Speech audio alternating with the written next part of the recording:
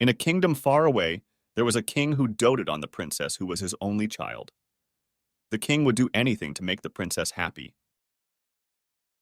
One day, the princess was playing in the palace garden, and she saw bubbles forming in the fountain. She was captivated by the beauty of the bubbles. She ran up to the king and asked, "Could you give me a necklace made of these beautiful bubbles as my birthday gift?" The king was troubled by the request, but he could not bear to say no to the princess. The king did not want to disappoint his beloved princess, and so he ordered his guards to gather 100 of the best craftsmen in his kingdom. The king said to the 100 craftsmen, "You will craft a necklace with the bubbles from this fountain. You will be handsomely rewarded for your work, but if you fail, you will be punished and jailed." Knowing that it was impossible to craft a necklace with bubbles, the craftsmen trembled in fear and begged for mercy. The king ignored their plead and ordered them to start working on the necklace.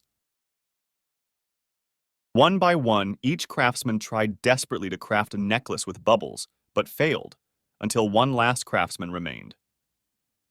The king spoke harshly to the last craftsman. "If you fail to craft a necklace with the bubbles, you shall be punished and jailed."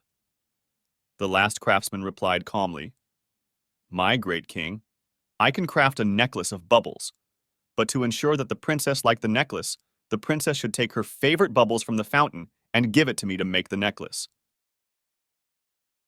The king's anger turned to joy and quickly sent the princess to the fountain to get her favorite bubbles. Filled with joy, the princess started choosing the most beautiful bubbles in the fountain. But the princess could not grab any of the bubbles before the bubbles pop. Hours went by as the princess tries to grab the bubbles in vain, leaving her exhausted. Suddenly, the princess stopped and ran to the father. "I now understand that the bubbles is a formation, has a dependent origination, and is in a continuous change of condition, not constant or permanent. They come into being and dissolve." "Please release the craftsman, father," she said. And so, the 100 craftsmen were spared. In life, all things, whether material or mental, such as our appearance, wealth, pleasures, fame, and power, is a formation, has a dependent origination, and is in a continuous change of condition, not constant or permanent. They come into being and dissolve. Our desire and attachment to these things will only cause suffering. Let go of your attachments and live happily.